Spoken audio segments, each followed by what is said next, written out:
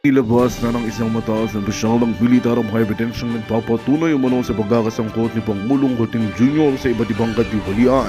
Ayon sa nasabing general, ang mga dokumento at testigo ng kanilang naipon ay malinaw na nagpapakita ng mga transaksyong ilegal at pagsasamantala sa kapangyarihan ng Pangulo.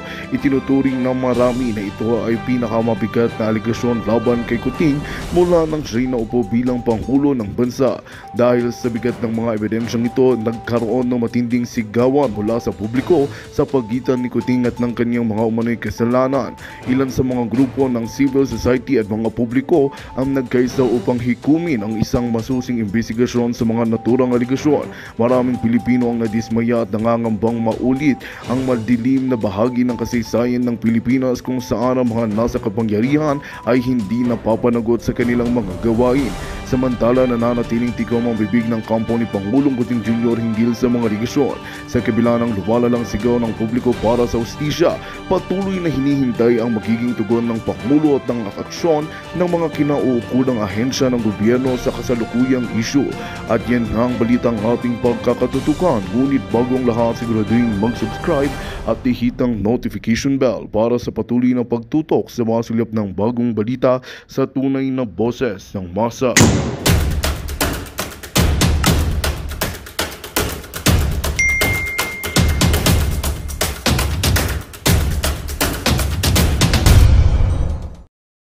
Tanggalin nila.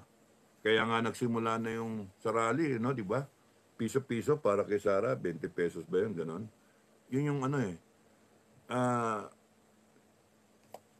sabi ko kasi, what right do they have na i-zero budget ang OBP? Nandun yung OBP, 32 million Pilipinos ang bumoto. Yung Congress, parang nilalabanan nila yung 32 million na tao.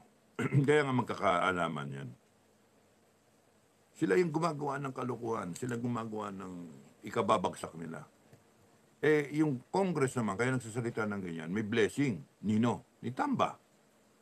O, kung si Tamba may blessing to, may blessing yan ni Marcos. Because kung walang blessing ni Marcos yan, sasalita si Marcos, sasabihin niya, ano ba kayo? Ba't yung ginagawa yung Vice President ko? Oh, di ba? Tatayuan ni Marcos. Eh hindi, tahimik siya. Tawa-tawa lang. Sasabihin pa niya, hindi, walang politika yan. Oh, gago. Si Raulo. Manggagamit talaga. Walang morals yung tao. Walang ano. Sorry, Bibi Ama, pero yun totoo.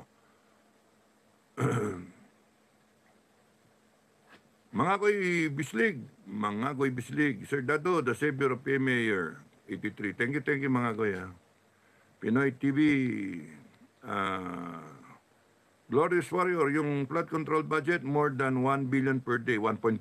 Ngayon, 2024, yung dapat ang investigahan nila. Correct nga eh. Jeffrey, gusto ko mamixena nito. Oh. Good evening. Pasok mo hindi lang sa akin. Po, Sir Dado, Jeffrey Carcaras, Teofilo, correct, glorious. Miguel Rafael Gisadio, 5 billion din, di siya pumayag kasi magkano ba daw yung sa kanila nung lumabas yung budget para makakorupsyon, ginawang 15 bill. Kaya nga, grabe. You see the moral. Nung nadinig ko yun, yung naparag yung video, grabe itong alin to. Hanip to. Grabing moral, yung moral, nung ethical standard ni Sara. 5 billion, 10 billion, 15 billion, di siya pumayag. Nag-resign siya as DepEd. Parang di na magawa, masisi. This is someone who hates corruption. Kaya alyado. Kaya kung titignan ninyo, mga ka-FGF, no? Ang FGF, anti-corruption. If you see an anti-corruption person in Sara, paano yung 125 million na confidential fund? It will solve itself. Meron niyang ano eh, meron niyang na-flag nga na dahil sa yung ano yung kanina, ah, IU, irregular, EEU, no? Ano yung dulo? Unconscionable. Tapos noon, extravagant. Yung mga, ay nako. Kaya nga, kung titignan nyo, pinlagyan ng COA kasi trabaho niya yon. Yun yung dapat. Pero ito, kung Congress natin, pinipilit na corrupt si Sara. Eh ngayon, sinabi niya yung ginagawa sa DepEd, itong mga tarantadon to, billion yun. Kaya nga, napakawalang yan ng Congress natin. Ang hirap na yung may Congress kang gano'n, nakala mo, pinalalabas nila, matitino sila, yung pala magnanakaw sila. And yet, they get away with it. And then, a lot of Filipinos believe in them. At ang masama, si Sara. Grabe, no? So, kailan tayo matututo? Kung sino yung tama, sino yung mali. Malaman natin. Bog's Live. Good PM, Sir Dado, watching you always here in Caloocan. Kudos, shalom. Oh, mag-form na kayo ng ano dyan, sa Caloocan, Barangay Guerrilla Unit. Malapit kayo sa, siyempre, tapos pagka naka-form kayo, meron naman tayo NCR Commando, no? Lieutenant General ang commander. Mabuti may 3 persons, congressman, kasama si Congressman Marcoleta. Yeah, okay, Sabi ni Elena. Pro Zilong Teo 1, binangga nga daw ng barko ang flood control. Kaya nasira, kaya bumaha. Romeo Roa, hindi lang po ginasta, binulsa pa. Lelusa Horner, sana Sir Dado, napaalis na natin yung presidente para si Tambuwaya at company matapos na ang kanilang paghahari-harian. Matatapos yung mga yan. Matter of time na lang yan. Marami ng taong galit Matter of time na lang yan. Jeffrey, alam niyo kinakatakot ko, BBM, kung nakikinig ka, alam mo kinakatakot ko, yung sa tatay mo, umalis siya, pinalis siya ng Amerikano. He didn't want na manakit ng taong bayan. Nakikita ko sa iyo, BBM, ngayon, you're willing to kill people. You're willing to put the people in harm's way. Gagamitin mo lahat ng pwede mong gamitin, kung bilin mo o kung bulahin mo, all in your power to suppress the people, to stop the sovereign will of the people. Ang problema mo, BBM, ang kinakatakot ko, hindi mo mapipigilan yung tao kahit gamitan mo ng baril. Kahit gamitan mo siya ng AFP kung kakampi mo AFP. Gamitan mo siya ng PNP kung kakampi mo. You will just be overwhelmed. Pagka naglabas ng baril ang mga tao, hindi pa naglalabas ng baril ang mga tao, pero pagka naglabas ng baril ang tao, patay ka. At pagka umabot tayo doon, walang patawad ng tao. Sasagasaan talaga kayo. Walang magagawa yung PSG. I'm telling you, walang magagawa yung PSG. Baka bumaliktad pa yung PSG Baka bumaliktad. So, you have to defend yourself with yung mga loyal sa'yo. Okay, fine. You die for your cause. Ang problem, you're afraid to die. Because with all that money na nakulimbat ninyo, na minana ninyo, na may last will and testament yung tatay mo para sa taong bayan, yung 55%, thereabouts. And then, babayaran yung utang. And then, para sa inyo, 11% lang. Pinag-interesan nyo lahat. Takot kang mamatay. kasi hindi mo magagamit yung pera. At masakit dyan, yung buong pamilya mo madadamay. Kaya nga ang magiging mode mo dyan self-preservation. Yung you're really going to kill Filipino people just to preserve yourself. At sabi ko nga, pag umabot ka doon, BBM, people will be like mad dogs, talagang askal na naglalaway na may rabies na talagang sasakmalin ka. Hindi yun maiiwasan, hindi yun mapipigil ng AFP o ng PNP. Hindi mapipigil yun. Kaya mag-isip-isip kayo. Hindi ako nananakot, sinasabi ko na advice yung akin. 9 pesos na utang mo sa akin. Advice ko sa iyo, pag-isip-isipan nyo. You better exit gracefully. Okay, di ko kaya. Okay, sige, bahala na kayo.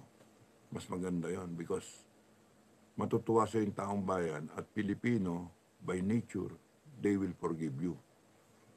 And then wala lang, bye-bye, ganun lang.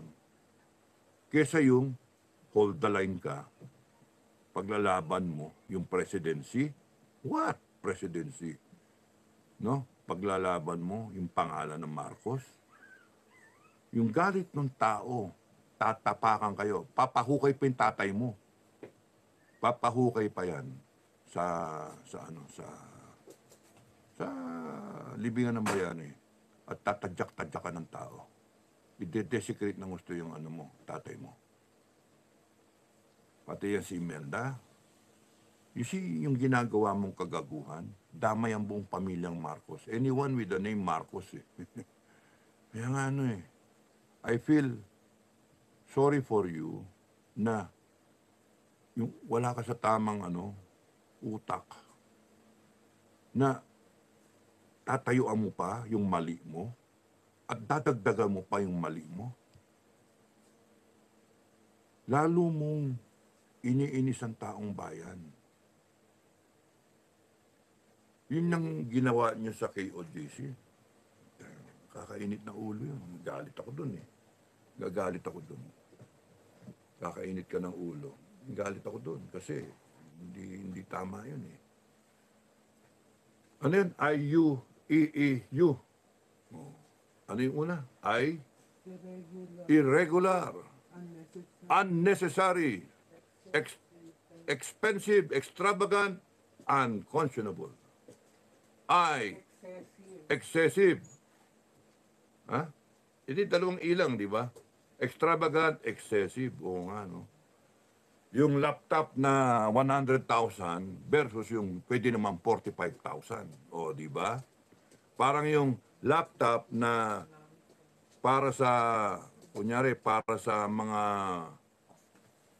gumagawa ng app talaga, kaysa yung laptop na pangbata lang. Ay, mga ganun ba? Oh. Okay. I-E-U.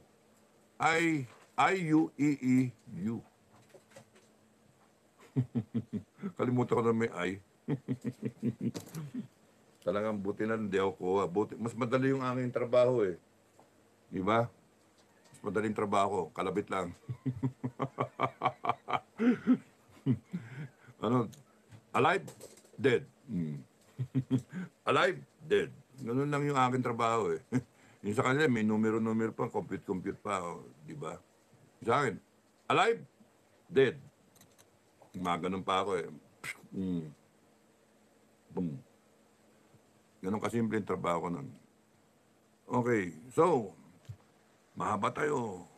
Ala, yun na naman tayo. Sana, Sir Dado, mapalis natin. Okay, death rain, Carcala. Sir, sana mabalik ang death penalty soon. O nga, sana Miguel, Rafael, magkakaroon ng death penalty kung kunyari yung Senate boboto yon. Kinakailangan may panalo ninyo yung sa 2025 na eleksyon next year, May next year, yung boboto ng death penalty. Hopefully, kung may 12 ka, isa pa kailangan mo para 13, pasado yung death penalty. Pwede pa i-challenge yun sa Supreme Court. Or kung si BBM pa rin presidente, ibibito niya yun. Kasi tatamaan siya dun eh. Kaya ganun. Ang daming, okay, challenge sa Supreme Court ng ibang mambabatas, ng ibang private sector. Kaya nga eh. So, may mga tao na ayaw yan. Ayaw talaga yan. Kasi meron silang stake. No? Yung mga drug lord, ayaw yan. Yung mga kriminal, ayaw yan. Yung mga politikong magdanakaw, ayaw yan. So, that's one way. Yung the hard way, yung magkaroon ka ng mga politiko, yung mga boboto na death penalty. Paano iboboto yun ng ibang senator kung nakikinabang sila sa pagnanakaw? Paano iboboto ng Congress kung ganun din? So talagang Senadong pag-asa mo, 24 lang yun eh, boboto. Kailangan mo 12 at 13. The other way is a revolutionary government kung magkakaroon. Because a revolutionary government, by the term alone, revolutionary nga, disband niya yung Congress and then mag-executive order lang lahat. Revolutionary Order number 1, number 2, number 3, number 4. Number 1, death penalty is hereby imposed against corruption, against drugs, drug trafficking, ganon. Heinous crimes, tapos, meron na kagad. So it depends kung magkakaroon tayo ng revolutionary government or people in government believe in a revolutionary government. Yun yung Sometimes kasi kailangan mo ng drastic action eh. Kasi nakita mo naman yung abuso, umabot na sa itaas eh. Hindi magkaroon ng death penalty. Duterte tried to bring back the death penalty eh. I think, 12 times ba? Mga thereabout, no? 12 times, 16 times. Failed in the whole 6 years. Attempt. Wala eh. Tapos ngayon, hinahabol siya sa EJK. Tama lang yung ginawa ni Duterte. Kung ako yan, I would have done worse pa nga. Ang dami kong pinatay siguro na Pero ang lang doon talaga, ang umpisa talaga doon dati ginawa nila ba ito? Nilinis nila yung PNP. Yan ko na, kunyari, mga 3 buwan na yon siguro, 3 buwan, give and take, nilinis mo entire PNP. Bago ka nagpagawa ng EJK, ng war on drugs. Kasi pagka madumi yung PNP, yung mag-i-implement ng war on drugs, baka magkabulilyaso. Kaya kung nilinis mo naman yung PNP, yung ganun ba? Or kunyari, tinay up mo yung AFP, madugo eh, kasi yung involved sa droga, PNP rin eh. Di ba? Kaya nga gusto ko ma-abolish yung PNP kasi nga, problema eh. And people will fight it.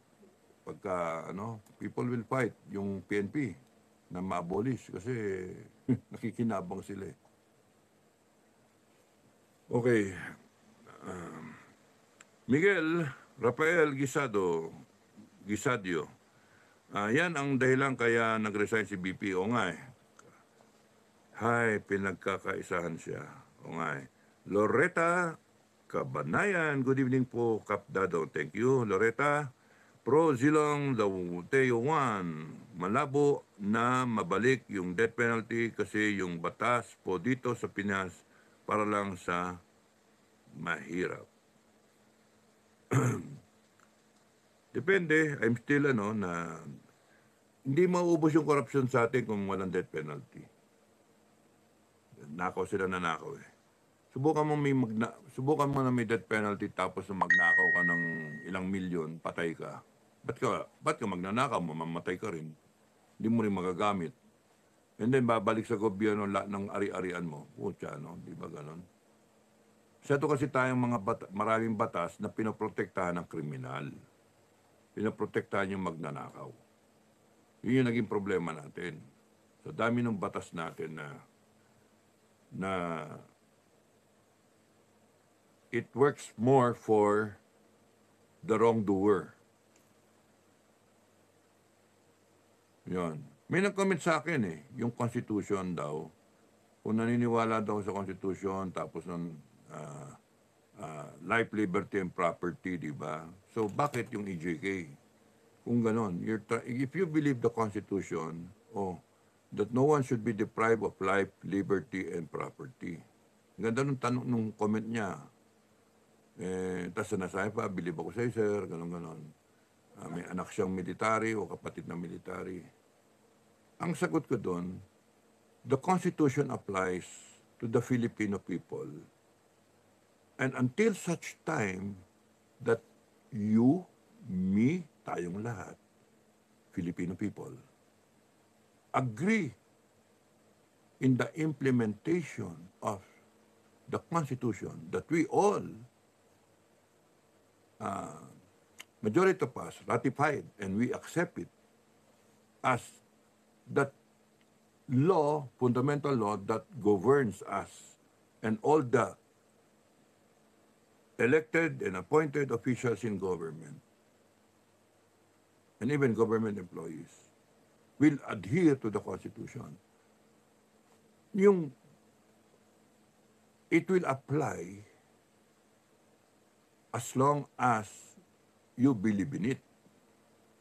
If you do not believe in it already and cause harm sa ibang tao who believes in the Constitution, so everyone is entitled, right now, tayo, entitled to life, liberty, and property, Bill of Rights, di ba?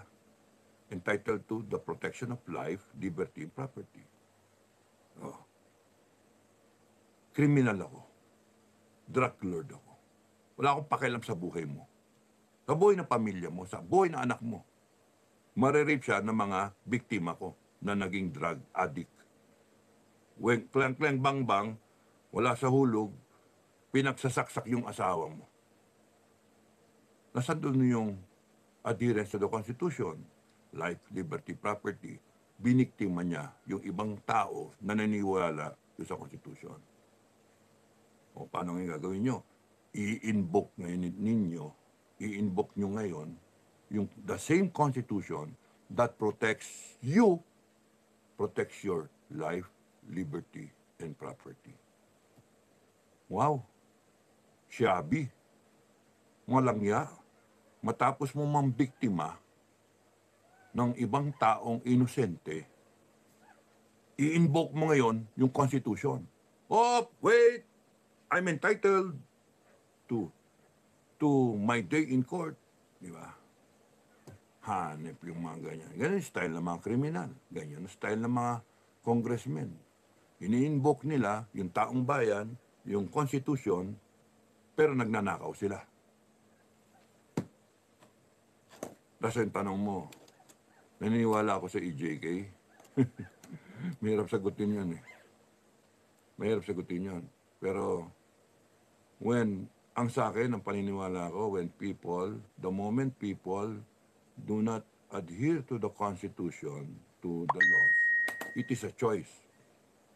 Ganon din yung yung kapatid mo o kaya yung anak na sundalo o kaibigan na sundalo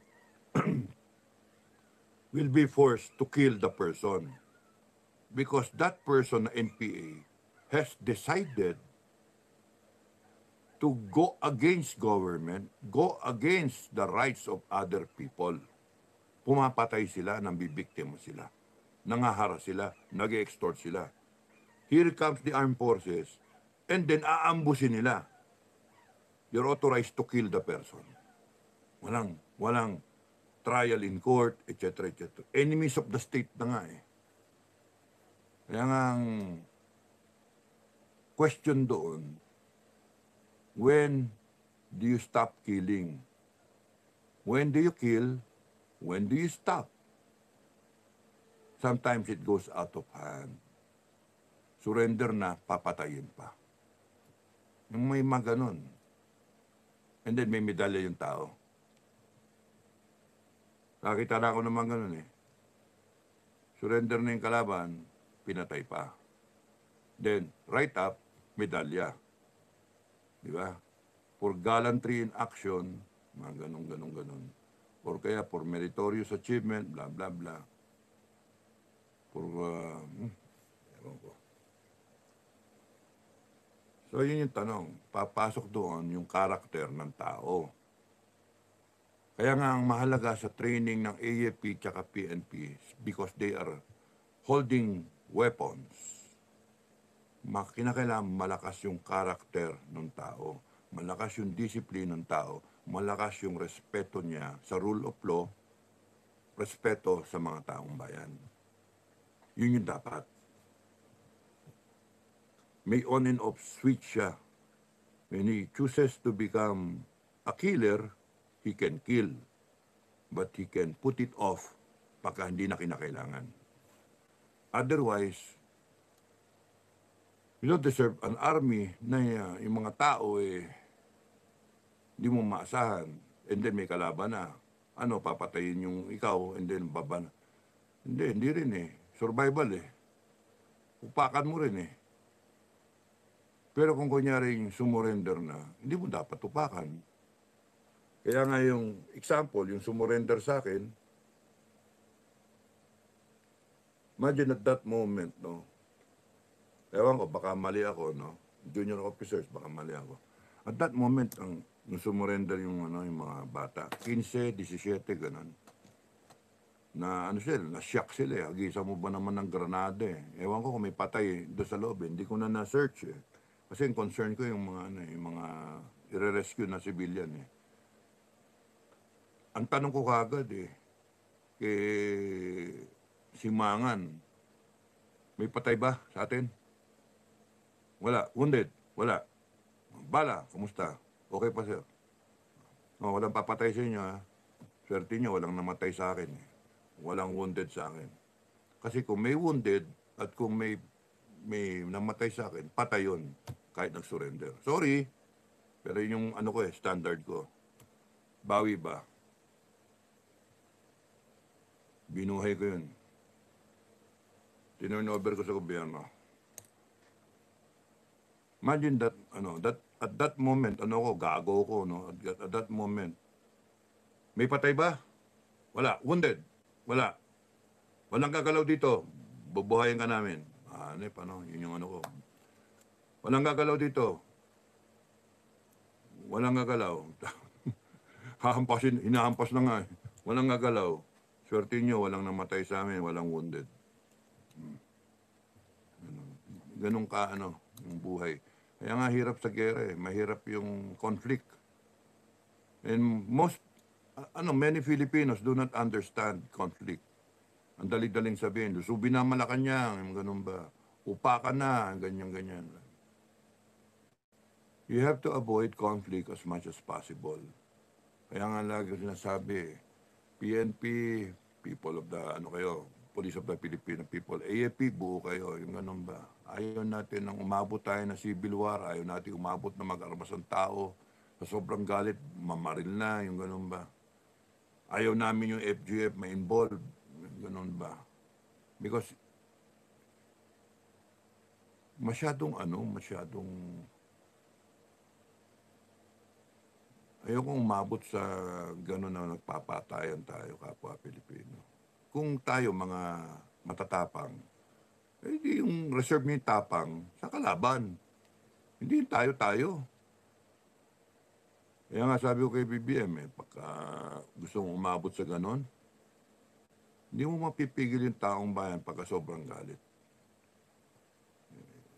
Kami, kahit manood lang kami. Kasi sa galit ng tao, milyon na lalabas and then sa sobrang galit. Kaya nga hindi ubra yung mga style ninyo ngayon. BBM, hindi ubra. Yung mga paepal nyo, pagsisinungaling nyo, patawa-tawa. Hindi ubra yun. Kala nyo, dumadama kayo. Mga good luck sa inyo. Bilang na yung araw nyo, actually.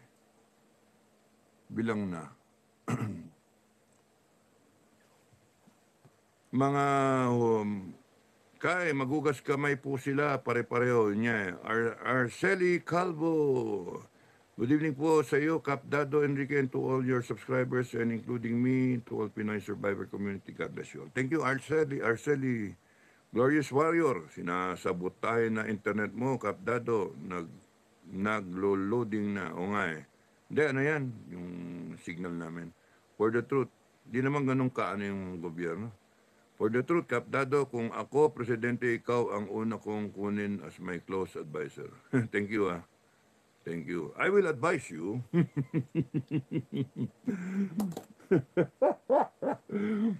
I will advise you to not to let a single day pass by na hindi ka kakain sa pagkainan ng isang pamilyang Pilipino. Mr. President, para madama mo yung hirap ng taong bayan. At habang nadadama mo ang hirap ng taong bayan, kasi kumakain ka, kung sa slum area tayo kakain, doon tayo. Sasamahan kita. Doon tayo. Sasamahan kita. Protection, tama na, may dala akong pistol, okay lang yun. May dala akong pistol.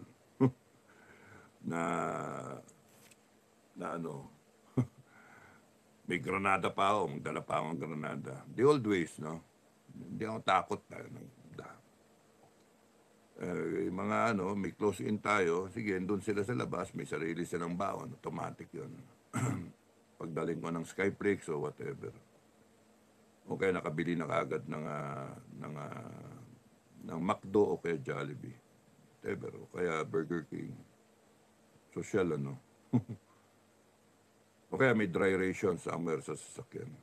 Ang punto, nandun tayo, hindi, kain ka. Kung sino yung swerteng Pilipino. Magandang balita ang hatid namin sa inyo ngayong araw. Sa pagtatapos ng aming balitaan, nagbigay kami ng mga mahalagang impormasyon. Maraming salamat sa pagtutok at pagsuporta sa aming programa.